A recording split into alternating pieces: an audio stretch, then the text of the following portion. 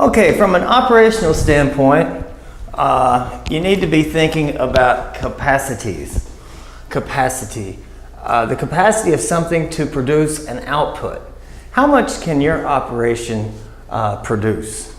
The next question is, how much do you need to produce?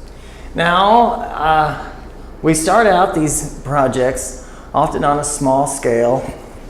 If it's a food item, you know, it's a small pot, and then the pot gets bigger. And here we need to look at different types of capacities. The first one we have is theoretical capacity. Let's say you have a machine or you have a set of employees with a certain amount of equipment.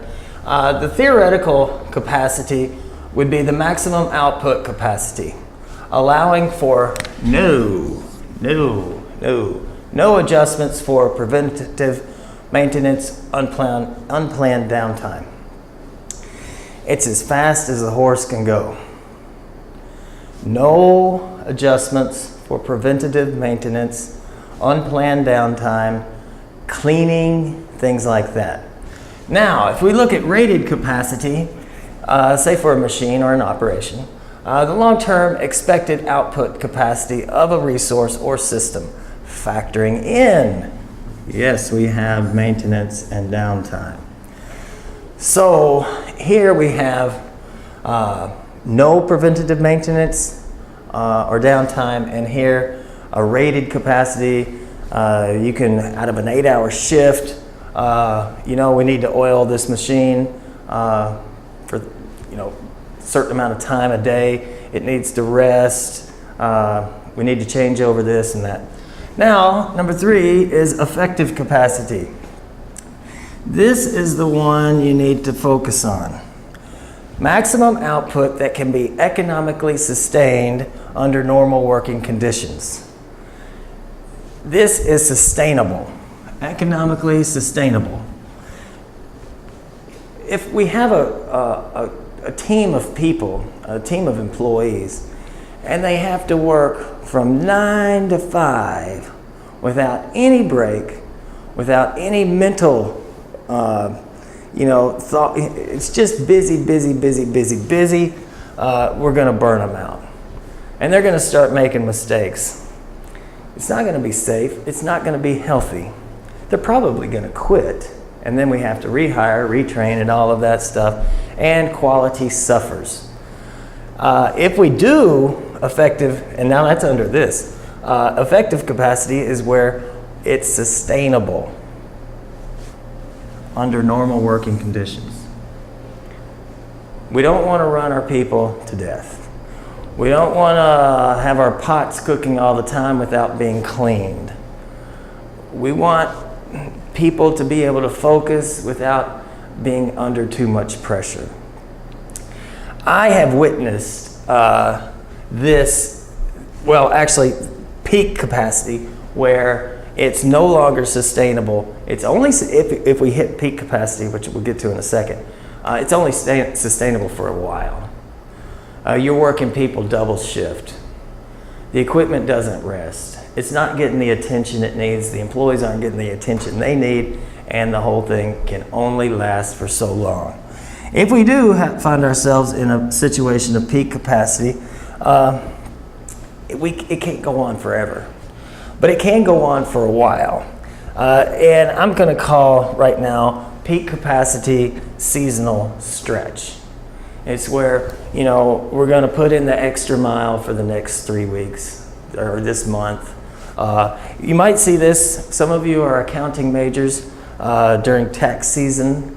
The accountants work like crazy. And then, you know, after that tax season is over, then they get to relax and have a more normal working operation. Retail, right before Christmas, oh man, the employees are working constantly. The heaters or whatever is working constantly overtime. No relaxation, no maintenance.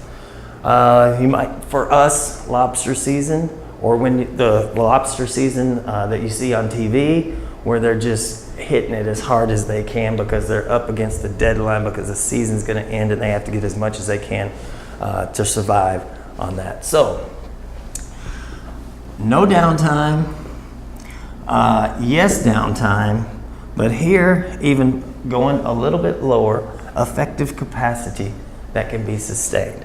Now, we have our utilization rate. Down here, I hope you can see the bottom number.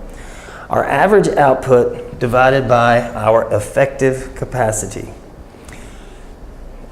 You might be able to sustainably make 50 units per hour, per day, per week. And if your average output is at 40 units, that would leave you within a utilization rate of 80%. We can do 50, we're only doing 40, we're doing 80%. Now some operations even factor in a sustainable capacity, begin to fall apart above 80, 90%. Now, if our average output is 60 units and our effective capacity is 50 units, that would have our utilization rate at 120%. We're overworking the system. If it's peak season, we might could do it for a little while, but all the time, it's not going to work. Now, with this sustained capacity, we should also have time to improve our operation, factor in that, factor in the employees, take care of our equipment. If we do, everything lasts longer and our reputation lasts longer too. Now, I want to go up here to scope creep, mission creep, lofty expectations. When I use the term scope creep, it's talking about a project that gets too big. During the project, it keeps getting bigger. Here, with your capacity, you'll be calculating the cycle time to create your product. You'll be thinking about how many products we need first. And then, scope creep, in my definition of it, is when you say, hey, if we could only sell 100 units per day, and then we design an operation that can produce roughly 100 units a day, is that full-time, sustainable?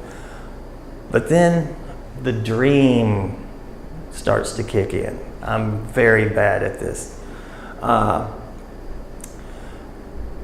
What if we can do 120? If we cut this and we cut that and reduce the time of that, well, is it sustainable? Or are you getting yourself into a situation where you're overworking and your expectations are too high for the operation and the employees? So we have to factor that in. You're more excited, you have those periods of excitement with your project. Hey, what if we could do 200? The employees will work 10 hours instead of 4 hours. They'll work on Saturdays. Well, maybe you should increase your capacity, not just use the same system, but if you're going to go scale up, increase your capacity so you don't wear everybody out. And at the same time, while you're wearing everybody out, you're making them do more, and your costs look like they're going to get lower, but actually you'll start making mistakes, people will get hurt, your quality will slip, and now you've created your own problems. So you have to keep that in mind. So, what is your capacity? What does it need to be? You won't know. Forecasting is difficult. When we start out, I want you to know how much can your operation, in its current state, how much can it produce, and is it sustainable? Base your cost on sustainable, not working and running the horse 24/7. So, capacity. Include that in your project.